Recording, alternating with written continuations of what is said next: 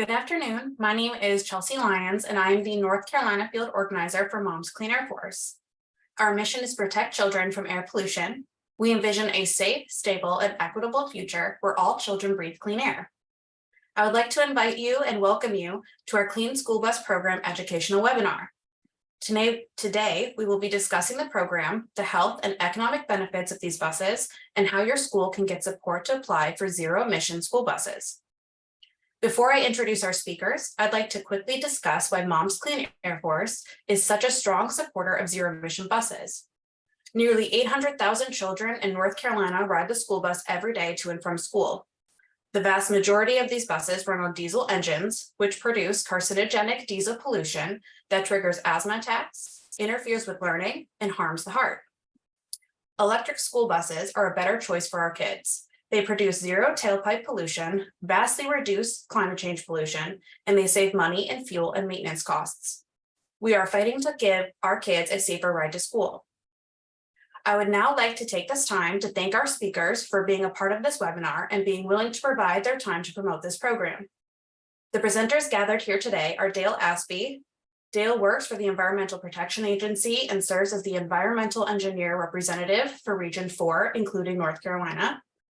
Kevin Harrison, the section chief for the Office of District Operations, for North Carolina Department of Public Instruction.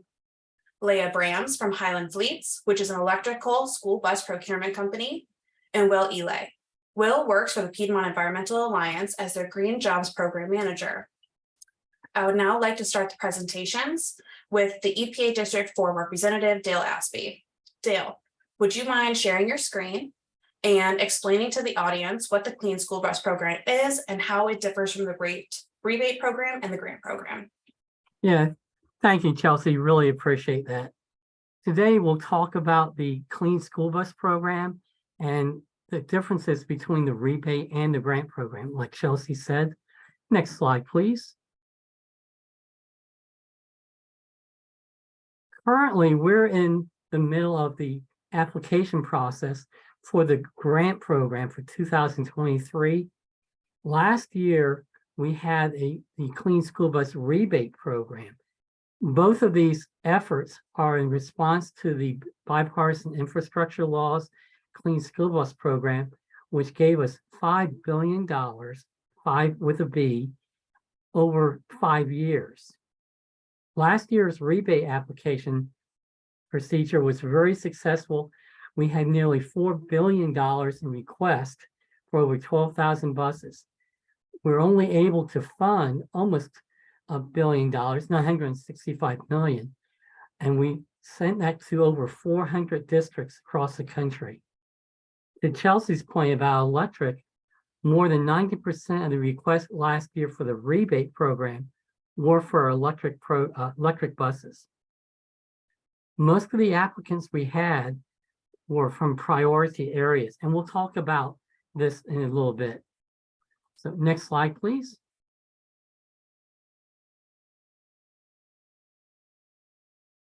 So again, this year we're in the middle of a Clean School Bus Grant Program. This is in response to feedback we got from people last year with the rebate program, but we will be doing a rebate program in the near future. It'll probably come out sometime in the middle of fall. So, sometimes the rebate program works best for the school district, sometimes a grant program.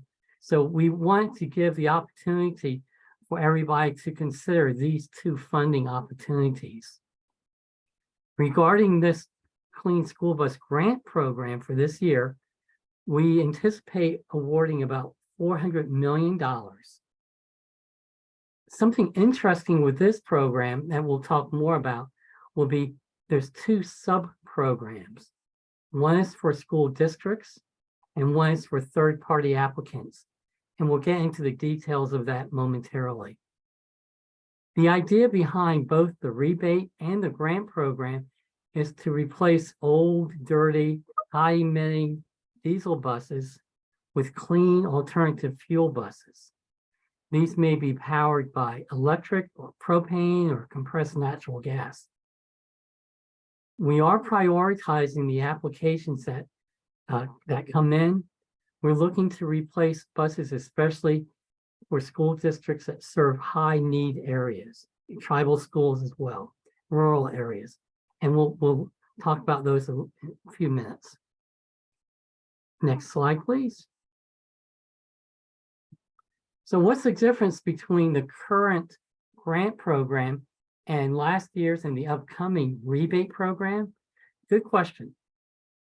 For a rebate program, the application is very quick and simple. You fill out a few questions and you submit it. It's not very complicated at all. With a grant program, it's more involved. It's a longer, more detailed application. There's a number of criteria that have to be addressed, and it takes a little more time to do that. With the selection process, with a rebate program, it's really done by lottery. Everybody's assigned a random number, and that number is then drawn out of the lottery.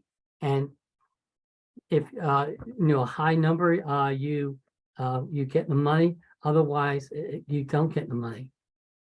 With a grant program, on the other hand, we evaluate the application and we look at each separate criterion and see how well the grantee addresses that particular item and then how all the pieces fit together. So you're actually ranked by your application process. Top ones win. For the project period, the rebate program is a shorter program, usually a few months, 6 months, something like that. With the grant program, it's a longer application period because we know it takes longer to fill out. And then the funding process, the implementation process is also longer, and we provide more support. You can also fund different things like administrative costs, training, things like that into the grant program. Something that's very, very important to note is that with both of these clean school bus funding programs, we give the money to the school district or the third party up front.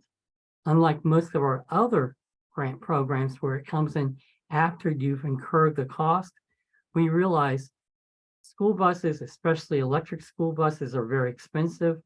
We don't want the school districts to be out that much money right from the beginning, so we pay up front for that. Next slide, please.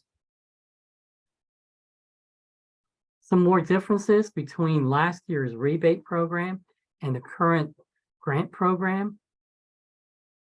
Again, we talked about prioritization. Last year with the rebate program, the prioritization was to school districts that had at least 20% or more students living in poverty. Also rural applicants. For the grant program, it's the same thing. We have the priority of 20% or more living in poverty, but there's some flexibility where the school districts can self-certify. We also are limiting the rural prioritization to NCES code 43 only.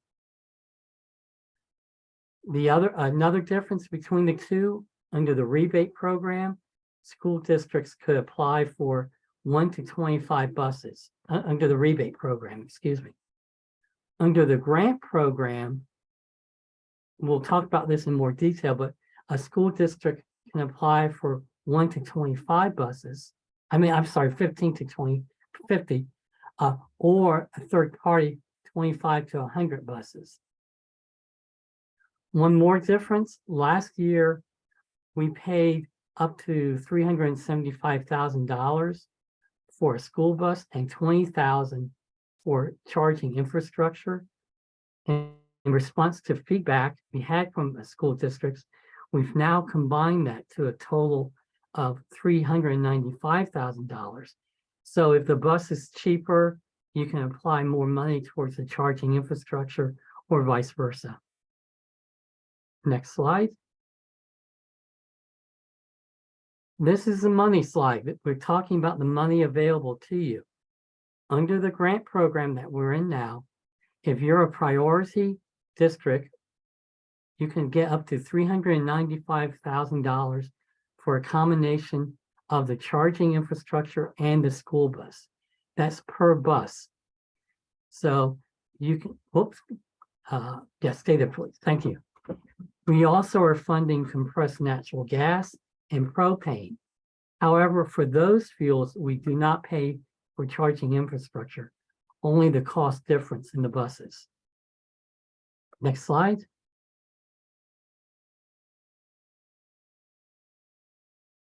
There we go.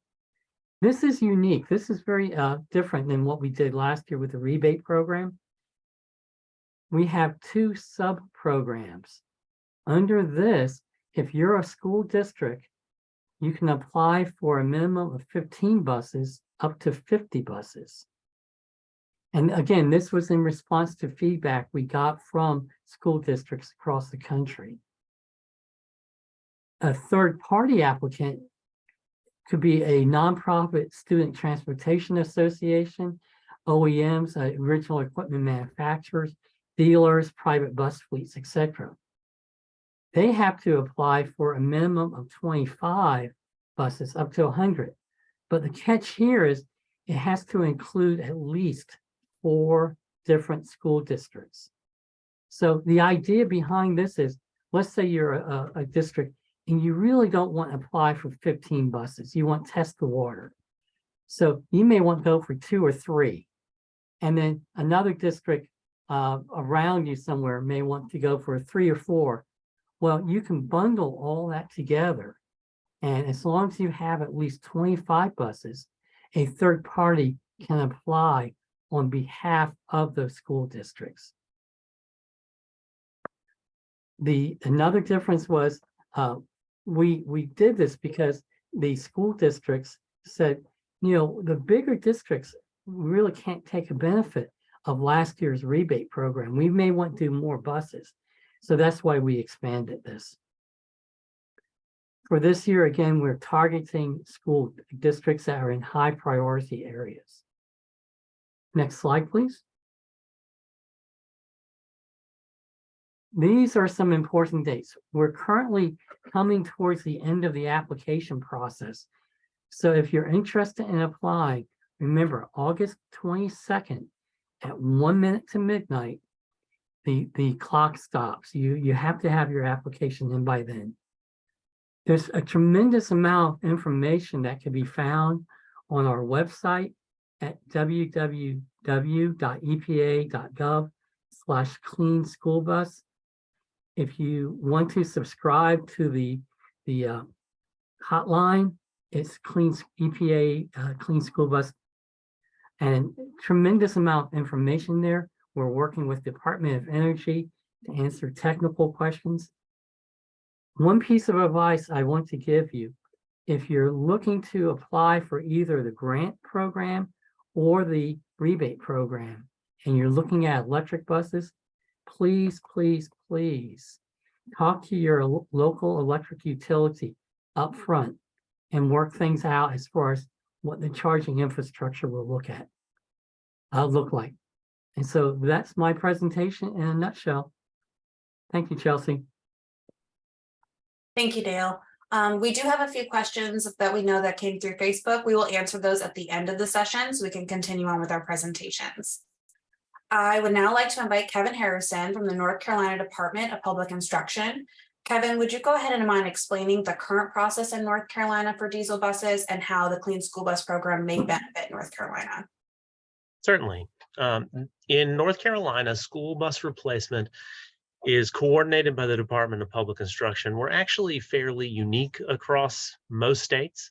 In most states, districts are responsible for replacing their own vehicles. But in North Carolina, it's a unified and it's a set criteria by the General Assembly, and it is funded by the North Carolina General Assembly. So everybody is largely in the same boat, so to speak. School buses are replaced when the criteria are met at by state funds appropriated by the General Assembly. And the department determines, in coordination with the school districts, which vehicles are eligible and authorizes the replacement of those vehicles and the purchase orders from the districts to replace them. And then we pay on behalf of the districts to the vendors. Per statute, however, infrastructure and any improvements of facilities are the responsibility of the school district. And any activity buses, in federal terminology, that would be multifunction school activity buses. Any activity buses in North Carolina are purely, per statute, the responsibility of the school district itself. So in the case of electric buses, grant funds or local funds or some other source of funds like funds from the utility would need to cover any items like facilities or infrastructure. So school bus replacement funds that we have can only be used for the actual school bus itself. So moving on a little bit from there, I mean, I can tell you that the replacement criteria in North Carolina are generally 20 years or a minimum of 20 years and a minimum of 150,000 miles, or 14 years or 15 to 19 years and 250,000 miles, or 300,000 miles at any age. So those are the replacement criteria presently. In the first round of EPA rebates, just to kind of give you an idea of where we were, 3 districts were awarded funds in North Carolina: Bladen, Columbus, and Halifax. And the department will be providing some funds toward the cost of the replacement buses that the rebate did not cover.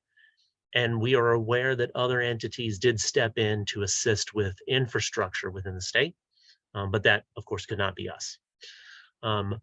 For the competitive grant round that's going on presently, it is possible for the department to apply as an education agency under the school district program. We would have to apply under the school district program. We could not apply as a third party because we don't meet those third party criteria. But the goals of the school district program are a little bit different than that of the third party applicant program. And we did put out a survey to the districts to see if they would be interested in participating in a program that we led. But we didn't receive any additional interest from the districts, just a couple of districts. But we surmise that that's probably because they had already entertained third-party applications being proposed by other entities, whether it be Highland or whether that be Thomas Built Buses, who is a bus dealer in North Carolina. Carolina Thomas is the dealer. White's International is another international bus dealer, and Gregory Poole Equipment Corporation is the Bluebird dealer in North Carolina. And we had heard that all of them were considering or recruiting school districts to see if they could put together a third-party application. So we're guessing that of the districts eligible for priority consideration, which is those we can support, the districts receiving priority applications probably have already signed on with one of those third-party applications. So what we have, and we have realized that this week as the survey closed out, and there were not too many that finalized a response. So we are choosing to support school districts by providing what they would have received for an eligible diesel bus as funds that they can use to support their application or to support their procurement if they are awarded, rather than handle it all through the department. So what this will look like is a letter of support for an amount of money for buses that are eligible in their district to be replaced, saying that instead of providing you the bus, a diesel bus or a propane bus, we will provide the funds that you can put together with other sources of funds to procure an electric school bus. Either way, we expect them to get a bus with that limited amount of funding, but they can put it together with their own application or a third-party application in order to get to the magic numbers and the infrastructure that they need. Of course, we can only allow those funds to be used for the school bus itself. So they will have to be careful in applying to make sure that the grant or local funds or utilities pay for the infrastructure, while the school bus replacement funds only pay for excess costs of the school bus. Now that that wall in the middle of the funding has been brought down, the application itself can handle that. They can just say, well, we're going to take this $125,000 from the department and use that for the bus. By the way, we need $115,000 for infrastructure over here, but it'll work out. They just have to make sure that it's clear that our money is only being spent for the school bus itself. For future rounds, we will, of course, assess any notice of funding opportunity that comes out and decide what makes the most sense given the goals of the notice of funding opportunity, or whether we're eligible to apply or what districts are interested. Though we'll take into account all of those things in deciding whether we would support other people's applications or produce our own application. So that is where we're at presently. We are also participating in a collaborative group, which includes the North Carolina Clean Energy Technology Center, Duke Energy, the energy co-ops, vehicle manufacturers, the governor's office, and others, to look at how the state can better position ourselves for future applications and future funding opportunities, as well as whether there's any additional funding that might be set aside by the General Assembly that could potentially be marshaled to make our applications better. But to also encourage school districts and make the experience for them good. Ultimately, with these vehicles, we will most likely be replacing some 600 school buses. On average, 600 to 700 school buses a year are replaced in North Carolina. And the funding associated with this is for electric school buses isn't really sufficient to cover all of those. So we're going to be getting a lot of diesel and propane school buses over the next few years until it becomes cost effective to do otherwise.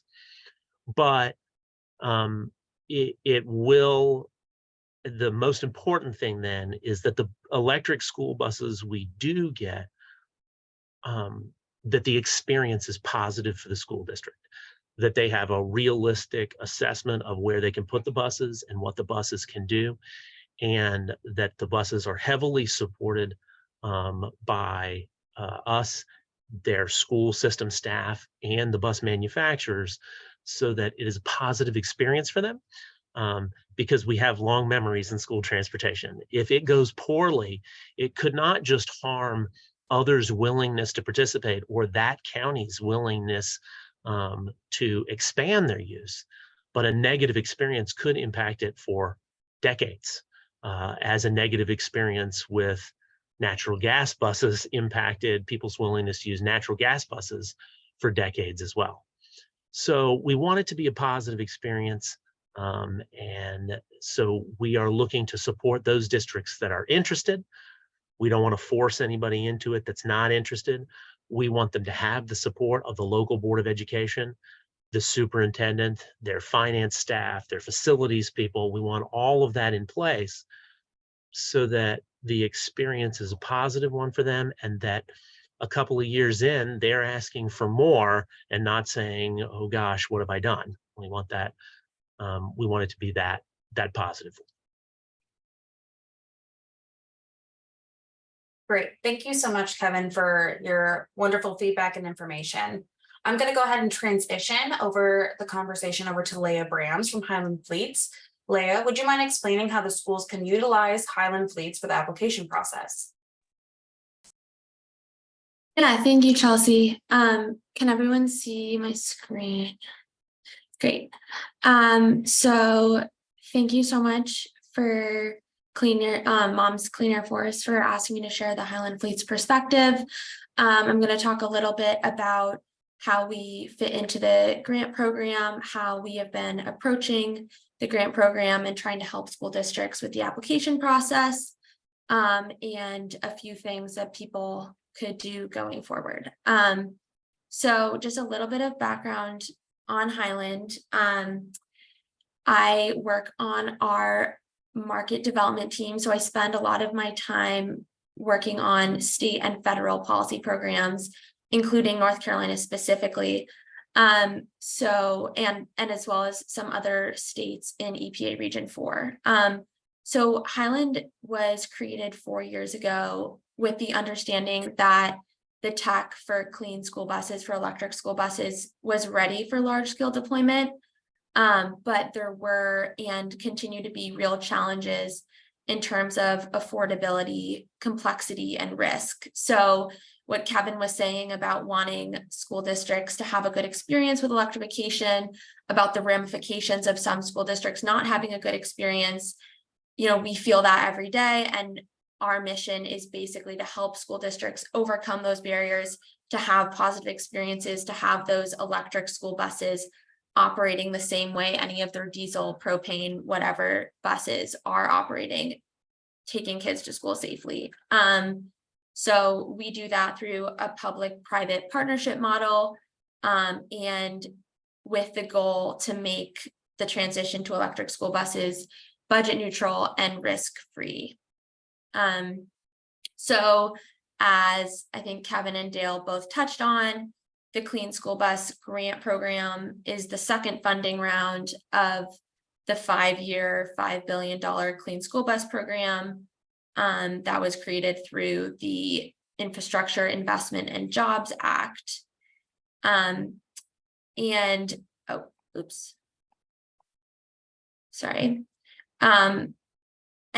as Dale was also saying, as compared to the rebate program in 2022, Highland and other private entities such as dealers and OEMs are eligible to help school districts by applying directly on their behalf in the third-party sub-program.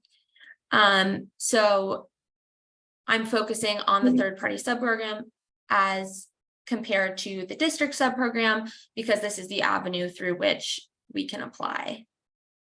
And as is noted on this slide, grant applications are due in just 3 weeks.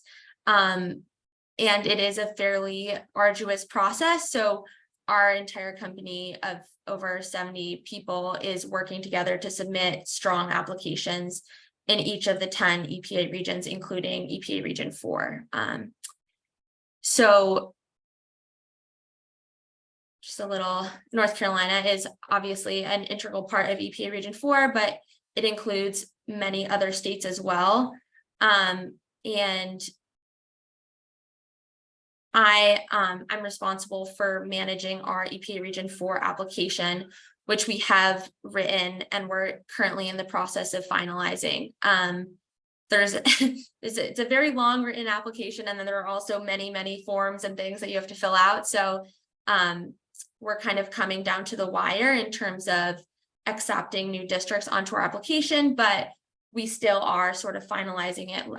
And if people are interested in it, then we're still accepting a few additional districts on our application. I would also encourage people to reach out if they want to know more about the next rebate funding opportunity, which Dale was talking about, and which EPA has said will be announced this upcoming fall. Although this program will likely look somewhat different from the fiscal year 22 rebate, we did apply with many school districts in the round last year, and those that were awarded, we are currently installing infrastructure and awaiting delivery of vehicles that were funded through that program. So have had several successful applications in that program as well. So that is all for my presentation, but I look forward to any questions. Thank you, Leah. Now I'm going to ask Will from North Carolina Piedmont Environmental Alliance. Will, can you go ahead and share your screen and discuss a little bit about how you and Representative Kanika Brown have fought for clean school buses in your district? Absolutely. Can you all see my screen? Great. I'm going to minimize the symphony of windows and tabs here. But thank you so much again, Chelsea and Dale and Kevin and Leah. It's really an honor to share the digital lectern with y'all this afternoon as someone that's worked on vehicle electrification policy for some time. It's very full circle to be here at the invitation of Chelsea and Mom's Clean Air Force, as I was first introduced to Chelsea at Piedmont Environmental Alliance's Earth Day Fair this past year, noticing that my daughter ran up to me with a coloring sheet about electric school buses, and I immediately asked, "Where did you find this?" And then found Chelsea on the presentation floor. But I'm really going to speak briefly and generally about some specific environmental benefits of electric school buses and electric school bus adoption, and how the promise of those benefits have helped guide me and like my school district through the Clean School Bus program, and really creating some concrete climate action goals. But turning this kind of presentation, if it had to have been an email, the urgent opportunity of electric school buses is climate action, and have been really working with a host of political leaders kind of at various levels of government here, a really strong public health, school children empowerment, and greenhouse gas reduction, and ultimately a kind of a full circle with respect to the clean energy economy here in North Carolina, and how the Clean School Bus program is significantly helping North Carolinians find jobs and the clean energy workforce, and making our economies all the more just, resilient, and sustainable. So there are really three pillars to the benefits that set the agenda for my short presentation. That's significant cuts to greenhouse gas emissions, the centering of public health, especially those most vulnerable, e.g. school children in this case, and then how school bus electrification constitutes climate action change at scale. But ultimately, according to the EPA, thanks to Dale, and in part, the transportation sector is one of the largest contributors to human source U.S. greenhouse gas emissions, according to inventory of U.S. greenhouse gas emissions and sinks, and the national inventory. I apologize. 1 second.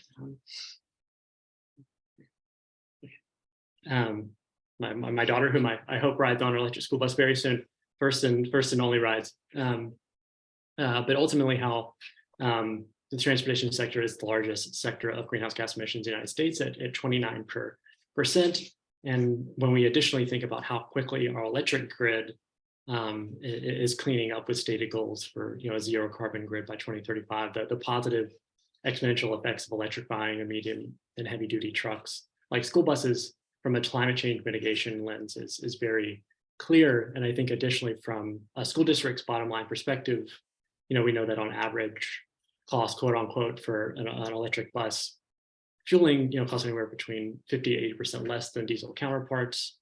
And ultimately, why I chose this haunting gas price image is that school districts are now more easily able to project future budgets with more confidence, as districts wouldn't be beholden to commodity price fluctuations and what we saw across 2020 and 2021, especially in North Carolina, where school districts were reaching out to the state legislature for more funds, knowing that they couldn't quite afford to run the school buses that they had, given the spike in gas cost. But ultimately, I've been kind of formulating this with state legislators in the North Carolina General Assembly to include school board members here, that ultimately these savings operate as a sustainability revolving fund, and that ultimately with additional issues related to bus driver retention, the idea of taking these cost savings and reinvesting them back into our systems for other sustainability efforts, or the raising of bus driver pay and retention to increase efficiencies across the school bus fleet writ large. And additionally, with Thomas Bus, based in High Point, North Carolina, just down the road from me, is the world's second largest manufacturer of electric buses, and they do so with a unionized workforce. And announced in the wake of the passage of the Bipartisan Infrastructure Law, which authorized the Clean School Bus program, 280 new positions at that facility to meet demand of the future of the growing electric fleet. But kind of a top line is that the nation's fleet of 450 plus school buses carries 25 million school children every day, majority of which run on diesel fuel, which, as Chelsea mentions at the top of this presentation, are linked to several health risks, including increased rates of respiratory and pulmonary illnesses, cancer, and a variety of dementia and Alzheimer's related complications as well. But we know that children are certainly more vulnerable than most to diesel pollution compared to adults, that young lungs work harder than those of adults, and diesel particulate and other pollutants have been shown to affect attendance and performance. And we do know, it's something that's been particularly resonant in our community, is that this is like an accessibility and civil rights issue, knowing that the children with disabilities disproportionately rely on school bus transportation. Recent studies out of California showing how quickly and how impactful electric vehicle adoption writ large can be, causing significant drops in ER-related visit to pulmonary and lung distress. And places like the state of New York have been particularly responsive to the clean school bus transition as well, mandating that all new school buses purchased be electric by 2027 and a full phase out by 2035. And reports from the American Lung Association stated that the transition in New York alone would generate upwards of nearly $70 billion in public health benefits and result in 6,200 premature deaths avoided, and nearly 150,000 avoided asthma attacks. So the positive public health effects are quite clear to make. And it's ultimately with a number of school districts across the country, to include my own, that are now mobilizing in response to the climate moment with strings of sustainability resolutions. That it's been kind of imperative to me and working with others across the state that school bus electrification is that first great opening salvo to making good on sustainability commitments, kind of internally and externally, as districts try to incorporate sustainability values and curriculum and building operations. That again, this opportunity with the Clean School Bus program is too good to pass up.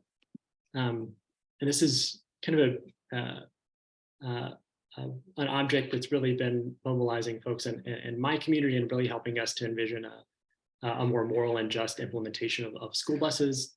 Here is a screen grab from the EPA's Environmental Justice Screening and Mapping tool, layering particulate matter 2.5 pollution and ozone, and knowing that Winston-Salem Forsyth County Schools, for example, not being listed as a priority district according to the EPA, but this is really driving our goals and implementation plans on where our buses would be deployed.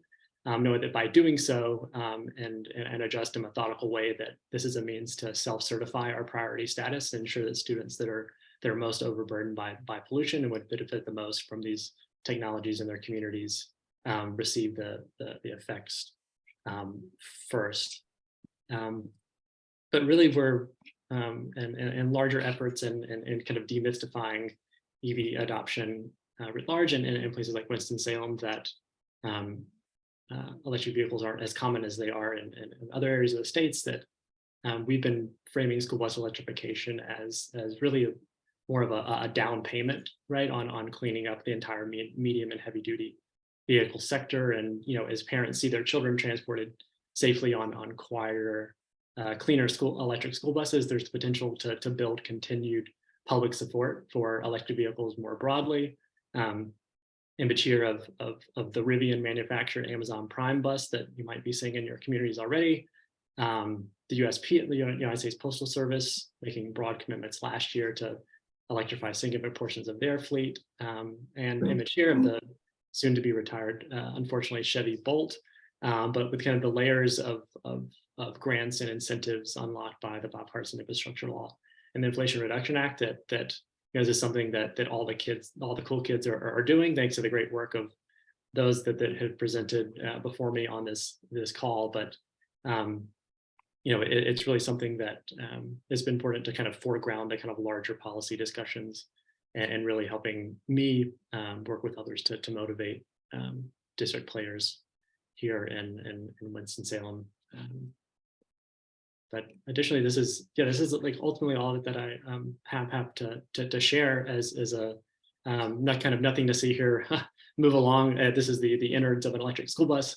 Kind of reiterating those cost savings with respect to fuel and maintenance, and kind of a central image and my part in motivating folks on the school board and within the transportation program here in Winston-Salem. But yeah, this is that's all I have for now. Great. Thank you so much, Will, for your insight and all the information that you gave us in returns of you in Winston-Salem, Forsyth County. I would now like to address some of the questions that were brought in via Facebook and through our live messaging. Dale, there's a question here for you. Can you please explain how priority schools are chosen, and will the priority districts change in the future?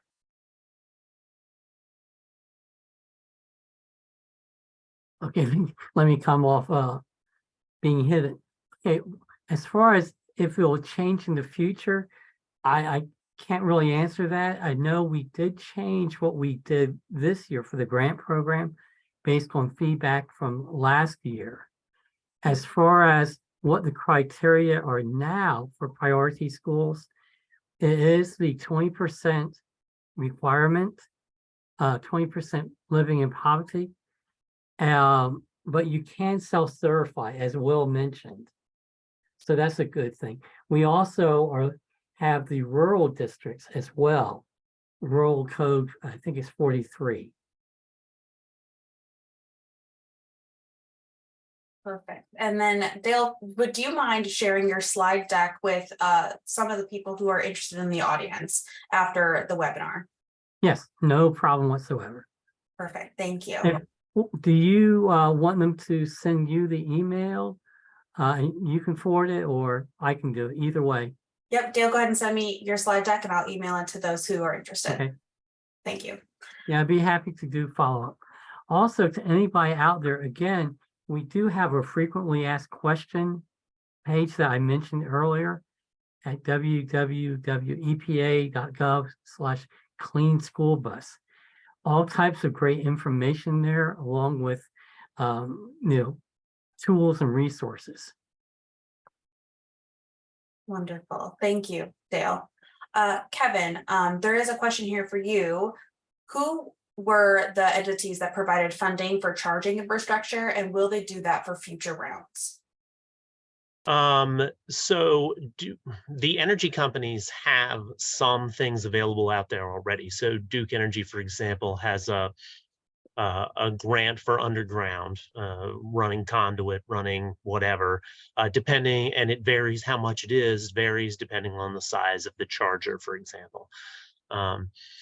There are probably a bunch of more specific, smaller area things that are going on, but the state energy office in the first round of funding said they would help help assess what infrastructure is needed and assist with the cost of that infrastructure in the first round of EPA rebate funding, because they really wanted to see more of it adopted, and they knew that we couldn't assist with that infrastructure. I'm not certain. I don't recall whether they're going to be able to do that in this round or not.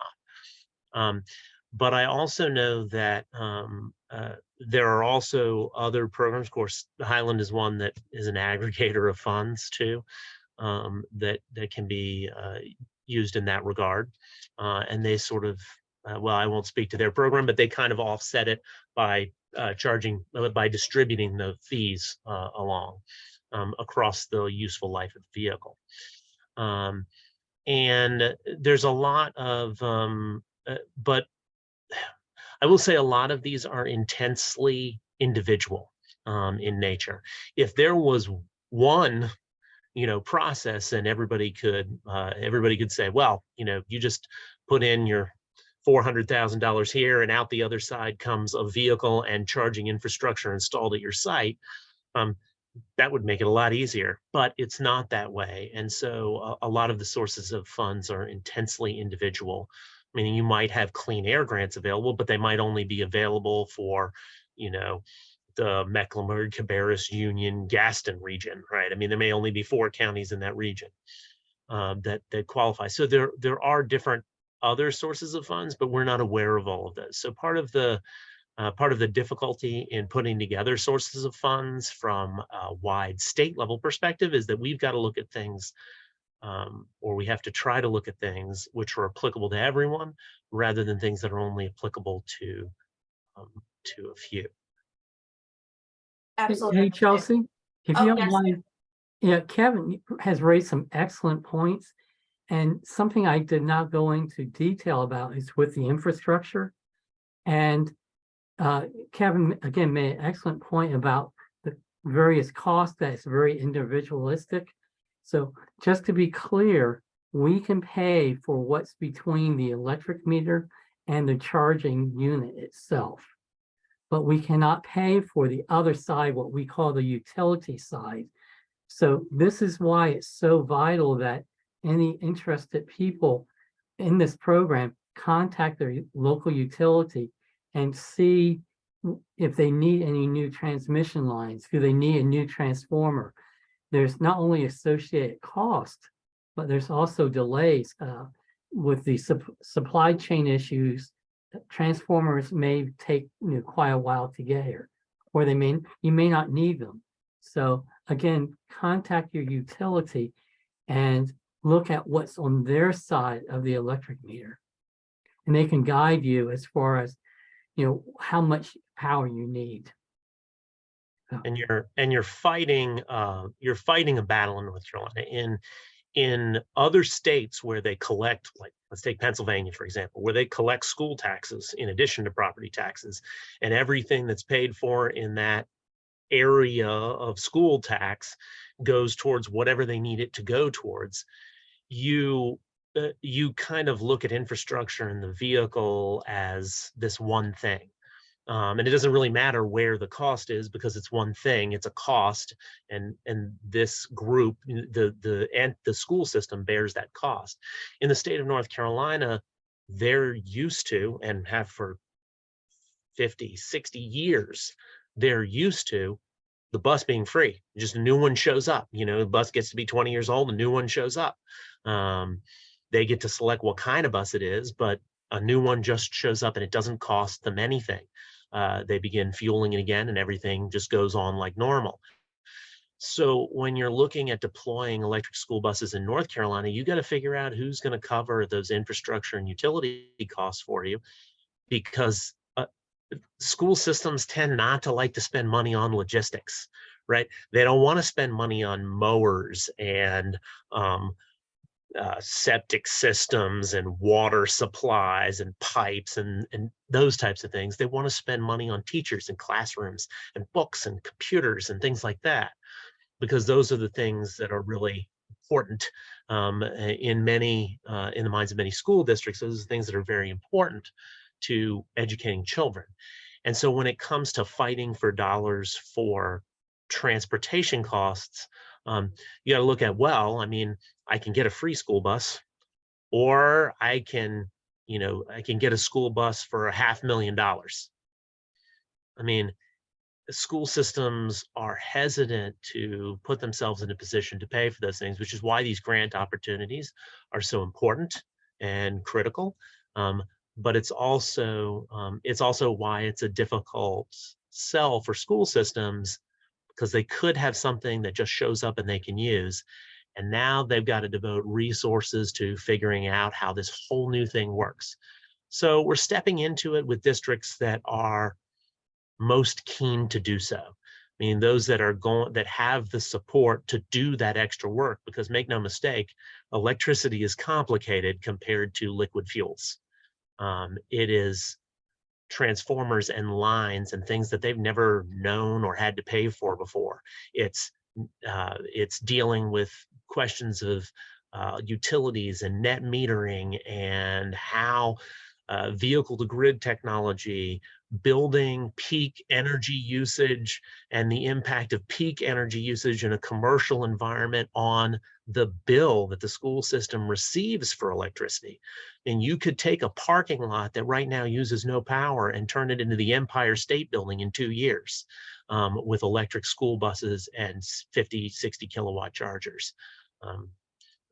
So it's a complicated endeavor and it needs significant support to make it across the finish line, which is why it's important that everybody in a school system be all in for getting them, to make them work the best they can. Wonderful. Thank you so much, Kevin and Dale. I'm going to go ahead and ask Leah. Leah, can you clarify when the deadlines are to apply through Highland Fleet's Is that in the next few days? Is that next week? Would you mind to go ahead and just giving us a little bit more information about that? Yeah, thanks, Chelsea. So we don't have an official deadline. If I'm honest, we've been trying to kind of finalize the list of districts that are on our application for a couple of weeks now, just because it is a lot of information to gather, and the school year is starting up again, and so it's kind of difficult to be going to transportation directors and asking them for the specific VIN number and engine family of all these different buses and things like that. I think that ideally it would be in the next couple of days, if people wanted to get onto our application. So yeah, my email, I think, was on the last slide of that presentation, which will be sent out, but it's just Leah at Highland Fleets. So. Perfect. One more question for you, Leah. As a charter school, somebody asked in the chat message, as a charter school and not part of a school district, do they still qualify? Yeah, I think it really depends on the charter school. We have a lot of charter schools on our different applications. I know there's one in North Carolina, specifically in the Charlotte area, that signed up with us. I think most charter schools have their own NCES IDs, and in that case, they can sign on to an application like any other school district. And then the process for being considered priority is slightly different than a regular school district. But generally, yeah, generally a charter school can operate as a district when signing onto an application. Perfect, thank you. And Will, somebody wrote in the chat, thank you for emphasizing the health, climate, and justice benefits for electric school buses. Have elected officials in the state been engaged in this process? That's a great question. They have. I've had the benefit of working with Representative Kanika Brown, who I'm a constituent of here, and who's been a great champion of really getting the attention of our school board here and kind of recognizing how much of a bottom up, top down, middle out process this is. As evidenced by Kevin and Dale and Leah speaking to that.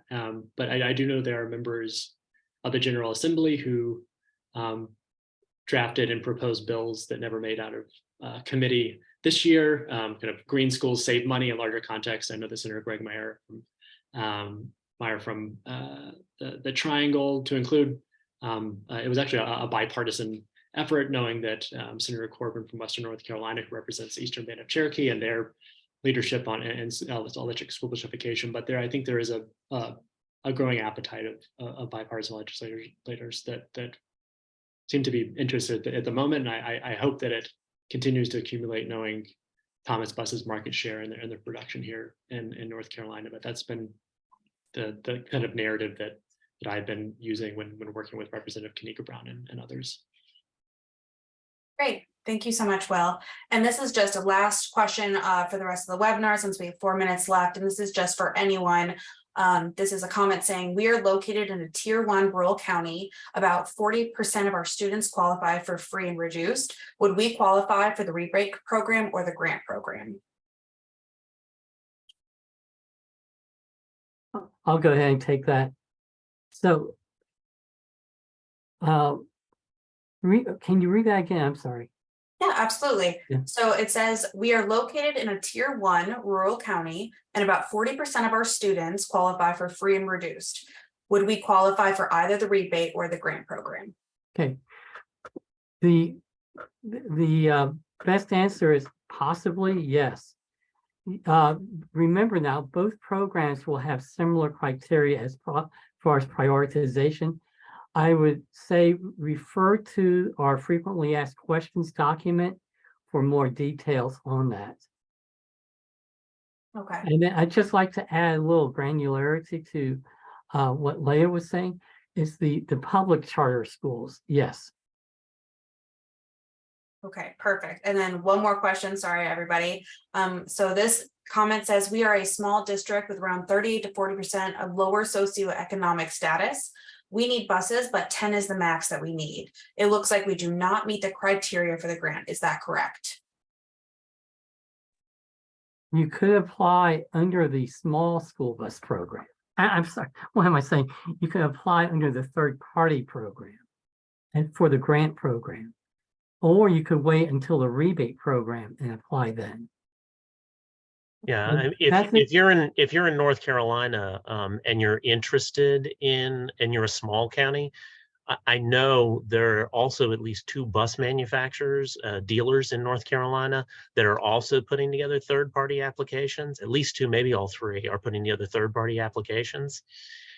So if you are one of those, you may still be able to sign on with one of those third-party applications, depending on your preference for manufacturer or bus.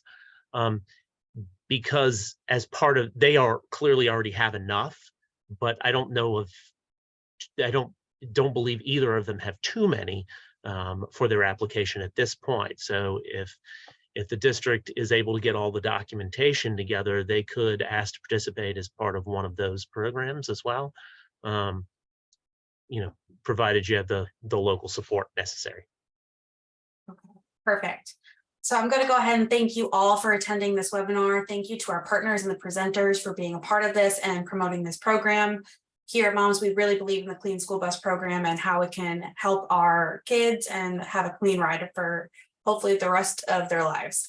I would like to remind everybody that we will have this recording up on all of our social media accounts. And if you have any questions, please go ahead and contact me at my email. You can look that up through the email that I sent you the invite, or at clyons@momscleanairforce.org.